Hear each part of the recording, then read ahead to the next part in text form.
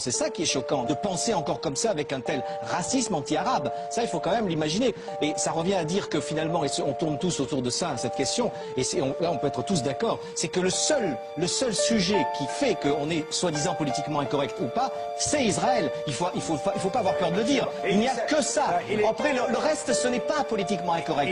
Joe Star ou Stéphane Guillon ne sont pas politiquement incorrects, parce qu'ils ne parlent pas de ça. Alors, dans une justesse... Que d'hypocrisie, ça cache. Tout à fait.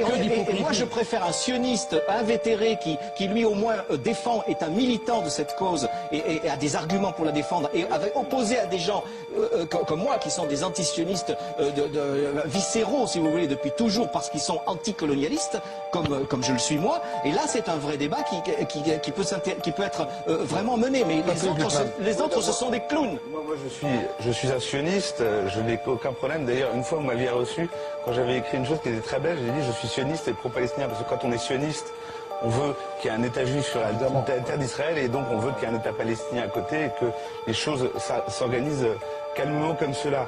Je pense même que Nab sera le premier conscient de cela. Qui peut nier que les mots tuent? Car c'est ça le problème. Parler d'Israël. Les bombes aussi tuent. À Gaza, l'année dernière, ce sont des bombes qui ont massacré le peuple palestinien. Ce ne sont pas des mots. Je ne vais pas vous parler de ça. Ça, c'est un crime. Et ça, c'est un crime. La dernière fois que le journalisme français n'a pas fini de payer. Et vous le savez très bien.